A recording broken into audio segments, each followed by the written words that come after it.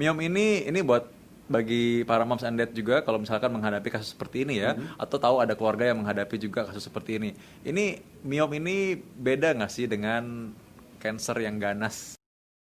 Miom itu tumor jinak dari dinding rahim ya tentunya, kayak tadi saya bilang bakso itu. Kemungkinan ganas ada atau enggak? Ada. Kita sebut dengan leiomyosarcoma. Ya, itu adalah keganasan dari miom tersebut, tapi itu juga kejadian rendah di bawah 1%. Ya, oleh sebab itu memang pada setiap kali kita mengevaluasi apakah ada benjolan pada rahim, kita perlu lihat apakah miomnya itu ada tanda-tanda ganas atau tidak. Misalnya pembuluh darahnya banyak, kemudian cepat sekali dia membesarnya ya. Setelah itu dengan operasi tentu saja kita periksakan ke bagian patologi untuk kita cek apakah ada tanda-tanda kanker atau tidak. Dengan kontrol, ketika kontrol yang rutin, apakah tanda-tanda miom ini bisa ketahuan? Kita bisa mempredik kira-kira, tapi tetap standarnya adalah dengan cara kita surgery, lalu dilihat selnya dari pemeriksaan patologi. Kalau dari pemeriksaan USG kita hanya bisa memprediksi lah ibaratnya. Maksudnya kalau orang sedang hamil, kan tentu saja kan mungkin dia perlu tahu tanda-tandanya dan Ya. kapan dia bilang bahwa oh ini kayaknya apa ada miom apa enggak, dan mungkin bagi dokter-dokter yang memeriksa ya. Ya.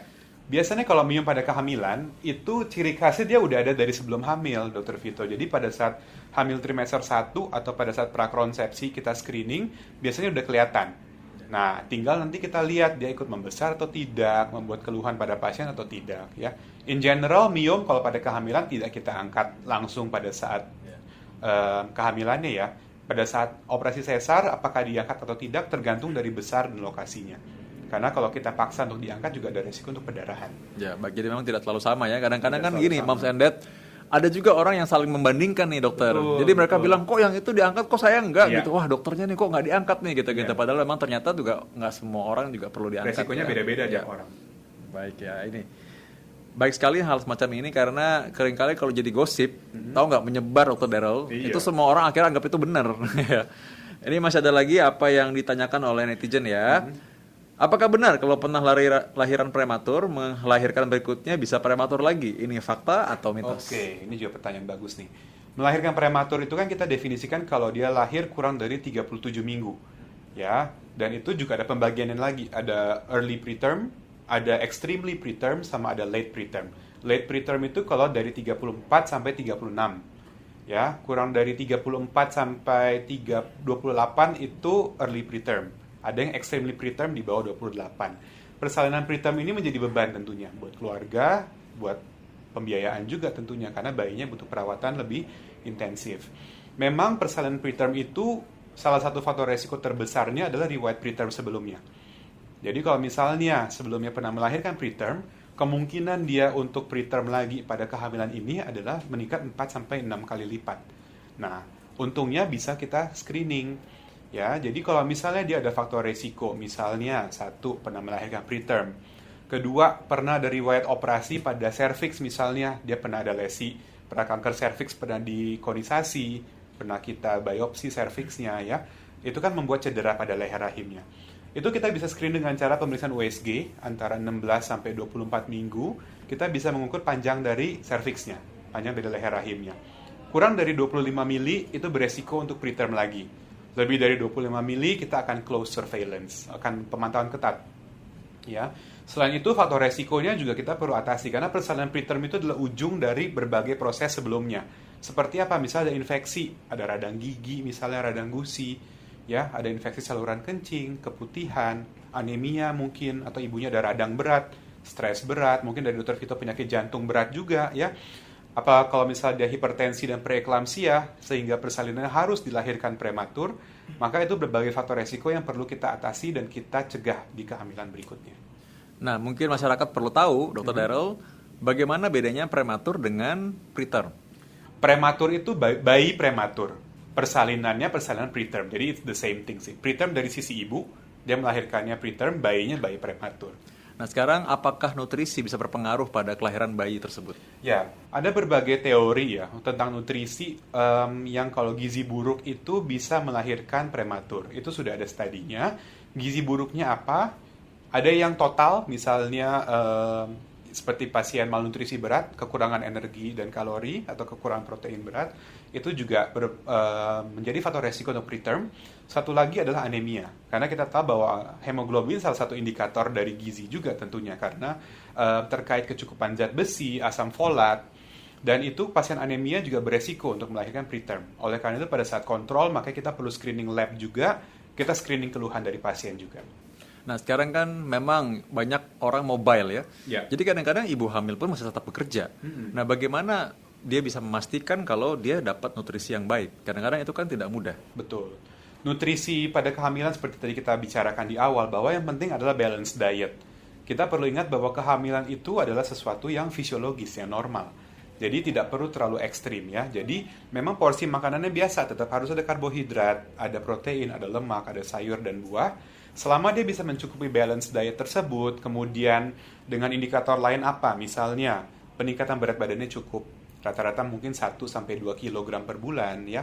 Kemudian pada saat pemeriksaan kehamilan USG berat bayinya cukup, atau kalau belum ada akses ke pemeriksaan USG, perutnya membesar sesuai dengan usia kehamilan, maka itu kita bisa katakan cukup untuk indikator gizinya. Selain itu memang ditambahkan dengan pemeriksaan laboratorium sesuai dengan kebutuhannya. Dan dengan berbagai macam, sekarang kan kita mungkin di era pandemi ini ya, kadang-kadang orang mungkin tidak bisa membeli barang dengan mudah kan, mau sana kemarin mungkin dia sulit ya untuk bisa mencukupi semua itu. Kadang-kadang malah sekarang di zaman WFH ini malah orang mungkin kerja malah lebih berat daripada ketika zaman biasa. Nah, sekarang bagaimana pentingnya seorang ibu hamil perlu mengatur waktu istirahat atau mungkin dia perlu exercise juga? Oke, kalau untuk istirahat secara umum sama, istirahat yang cukup itu kita katakan 6-8 jam sehari. Ya, untuk posisi tidur juga mungkin mams banyak yang bertanya ya. Ada yang tanya, kok ini ada yang bilang mesti miring kemana, saya suka ya terlentang. Jadi pada kehamilan, sejak usia kehamilan 5 bulan atau 20 minggu, itu rahim sudah cukup signifikan membesar. Dia bisa menekan pembuluh darah, yaitu aorta dan vena cava, terutama vena cava inferior. Jadi kalau masalah pada kehamilan, dianjurkan untuk posisi tidur miring kiri. Ya, miring kiri supaya tidak tertekan pembuluh darahnya. Tidak harus miringnya miring total, boleh cuma pinggangnya mungkin diganjel dengan bantal, sudah cukup. Nah, kalau untuk olahraga pada kehamilan ini tergantung dari pola olahraga dia sebelumnya. Ya, kalau memang sebelumnya dia sudah gaya hidupnya sehat, gaya hidup aktif, maka boleh saja dia meneruskan sesuai dengan kapasitasnya dia. Tapi kalau tadinya misalnya mungkin sedentary living, kurang berolahraga, terus gara-gara hamil ngelihat teman-temannya ya pada yoga, pada apa, jadi ikut-ikutan, malah tidak menyanggupi mungkin ya. Jadi sesuai dengan kapasitasnya aja.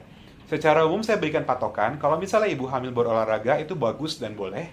Indikator terlalu beratnya olahraga adalah kalau dia sampai ngos-ngosan atau sampai susah bicara. Jadi kalau misalnya lagi olahraga nih, terus ngomongnya jadi terputus-putus, ya jadi ngap gitu ya. Atau ada juga yang bilang singing test, kalau sampai tidak bisa bernyanyi, maka itu sudah cukup berat. Jadi harus diturunkan levelnya. Ya, dan memang sekarang ini kan orang mungkin kadang-kadang kalau mau olahraga kan nggak bisa langsung ketemu dengan orang lain kan. Dulu ada senam hamil, kalau sekarang senam hamilnya online kali ya. Nah, sebenarnya batasnya tadi olahraganya adalah yang penting ada gerak badan dan tidak sampai terlalu capek juga ya. Tidak sampai terlalu capek, kemudian tadi tidak ngos-ngosan, posisi tidak boleh tengkurap tentunya, tidak boleh belly-nya menyentuh lantai.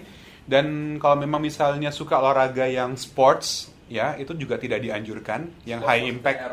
Yang sports itu seperti misalnya main basket, yang competitive sports ya, yang impactnya tinggi tentu saya tidak dianjurkan. Ya, untung sekarang sih lagi era pandemi ya, jadi nggak ada yang main kayak gitu. Ya, tapi kalau mau yoga, sepedaan, swimming, it's okay. Jadi itu aman-aman aja, dan memang malah dianjurkan juga sebenarnya ya. Nah sekarang ini menariknya gini, selain masa pandemi, sekarang itu masa lagi bulan Ramadan juga misalnya ya, bagi yang kemarin-kemarin lagi puasa. Nah gimana tuh kalau orang yang lagi puasa? Ya. Kemarin kita juga pernah bahas ya, bahwa puasa itu saya berbicara dengan senior saya yang agamanya muslim, bahwa memang itu sebetulnya hukumnya wajib. Tapi pada kehamilan itu ada pengecualian. Artinya kalau memang misalnya tidak kuat, atau kalau misalnya ada indikasi yang tidak memperbolehkan puasa, maka boleh saja ibu hamil tidak berpuasa. Jadi secara umum kalau memang misalnya memungkinkan, saya anjurkan, ini udah telat ya, ini udah mau selesai bulan Ramadannya. Tapi kalau misalnya next year deh, misalnya saya mau coba berpuasa lagi hamil, dianjurkan tuh kontrol dulu sebelum mulai puasa. Cek dulu kondisinya, apakah ibunya oke, babynya oke. Jangan yang bayinya kecil atau misalnya ketubannya sedikit, itu maksa mau puasa. Tentu saja tidak baik untuk kehamilannya. Dan biasanya setelah mulai berpuasa, sekitar mungkin 1-2 minggu, Kalau ada fasilitas, kontrol lagi untuk kita cek apakah dia mempengaruhi dari ibu atau babynya. Ya nggak apa-apa, nanti kan buat puasa berikutnya lagi kan. Siapa Tapi tahu in Anda general punya boleh. anak lagi? Ya.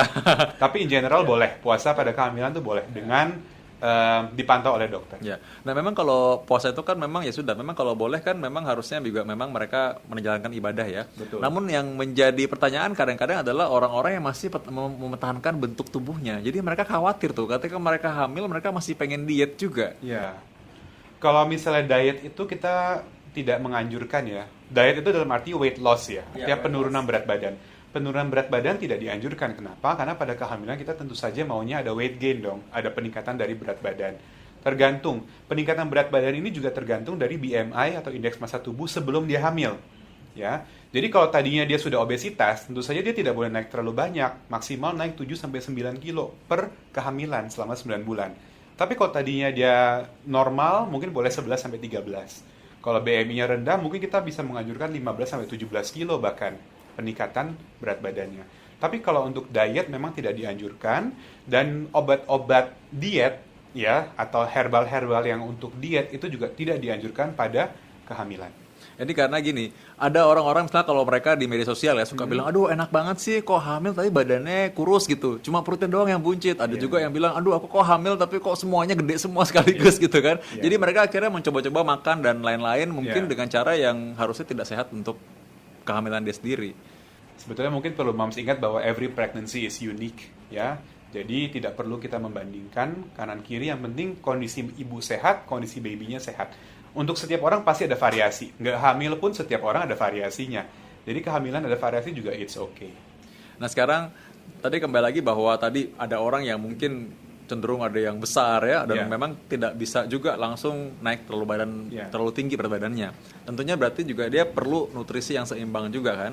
Nah anjurannya secara umum nih bagi orang yang memang sudah mungkin punya kelebihan berat badan sebelumnya ya, bagaimana tuh pengaturan nutrisinya? Apakah mereka perlu suplemen? Atau kapan sih mereka perlu suplemen?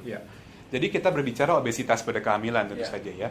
Untuk obesitas tentu saja vitamin yang dianjurkan tetap kalau misalnya bisa multivitamin, tapi tetap yang paling penting adalah asam folat tentunya.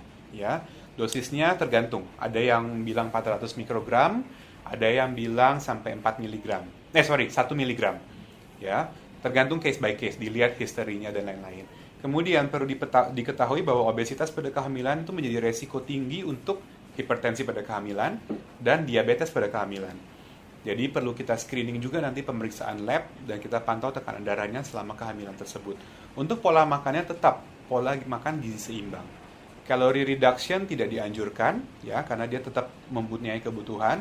Tapi kita akan kasih tahu misalnya dia ada craving, ada ngidam yang pengen yang manis-manis ya, pengen savory foods, itu tentu saja dikurangin. Yang kue-kue misalnya atau minuman yang manis itu harus dikurangi. Tapi makanannya sendiri tetap harus makanan yang benar. Karena gini katanya, kalau sementara masa hamil itu adalah excuse yang paling bagus bagi seorang wanita untuk makan seenak-enaknya. Biasanya kalau kontrol tuh ibunya kalau dikasih gitu udah mulai senyum-senyum sendiri tuh, terus suaminya mulai tuh kan udah dibilangin. Iya, baik ya. Ini kita masih lanjut lagi ya, pertanyaan mitos atau fakta ya. Ini benarkah ibu yang terinfeksi COVID-19 bisa menularkan virus tersebut ke bayi yang dikandungnya? Oke, ini adalah pertanyaan yang masih evolving, artinya masih berubah-berubah jawabannya, ya. Jadi kita perlu pahami bahwa memang mungkin Dr. Vito juga menangani bahwa COVID-19 kan penyakit baru ya. Baru ada sekitar 4-5 bulan, ya. Paper-paper juga mungkin baru mulai publish banyak dalam 3 bulan terakhir ini, ya.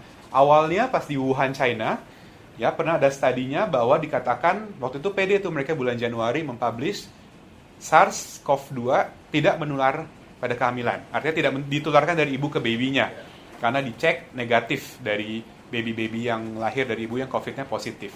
Tapi bulan Maret dan bulan April udah ada studinya bahwa baby yang lahir dari ibu yang COVID-nya positif ada beberapa yang memiliki imunoglobulin M. Imunoglobulin M atau IgM itu dia tidak lewat plasenta. Kekebalan tersebut tidak diberikan dari ibu ke babynya. Artinya babynya bikin sendiri nih. Artinya kalau babynya bikin sendiri, secara teoritis mungkin ada infeksi dalam rahimnya. Dia mengalami infeksi COVID-19 dalam rahim, sehingga babynya pun mempunyai kekebalan pada saat lahir dicek.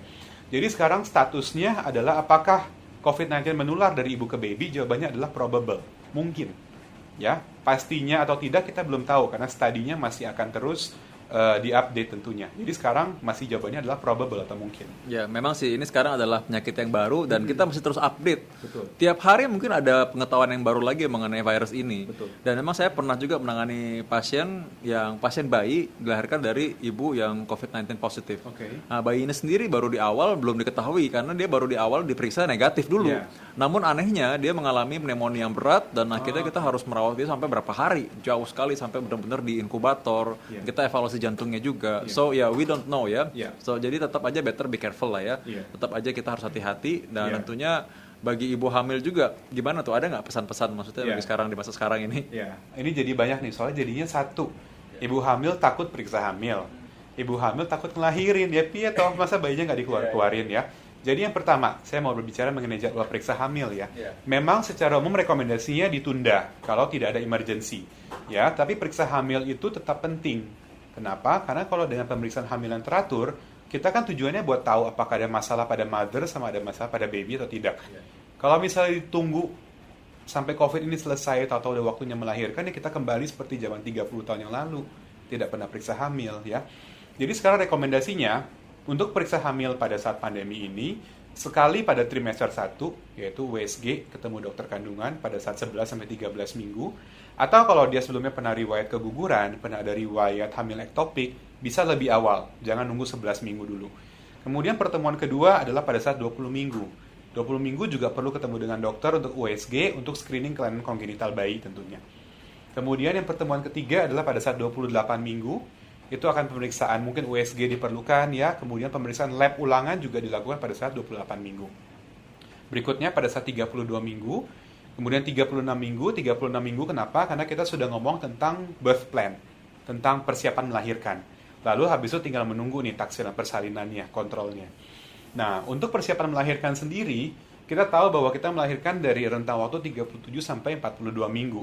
Jadi sebelum waktu rentang normal untuk melahirkan, 2 minggu itu minimal udah 14 hari isolasi mandiri deh di rumah. Nggak usah keluar-keluar, nggak usah kontak dengan orang. Kenapa? Tujuannya buat safety-nya pasien juga. Ya. Kemudian tergantung dari rumah sakit tempat kita mau melahirkan. Ya, ada yang nanya, banyak yang DM saya, dok, aman nggak saya melahirkan di sini? Dok, aman nggak saya melahirkan di sini? Apa saya ke bidan dekat rumah aja ya? Saya bilang saya tidak bisa jawab. Karena tergantung case by case, tergantung tempatnya sendiri, apakah memungkinkan atau tidak. Ya, secara umum saya gambarkan di kota Jakarta banyak rumah sakit yang sudah melakukan screening kepada ibu-ibu yang mau melahirkan. Dari misalnya dia mau melahirkan di 39 minggu, dari seminggu sebelumnya sudah dicek darah, ya sudah dilakukan swab, tergantung dari fasilitas tersebut rumah sakitnya. Kemudian kalau memang misalnya semuanya negatif, baru kita bisa proceed. Kalau misalnya positif, mungkin ada yang merujuk ke tempat pusat rujukan COVID-19.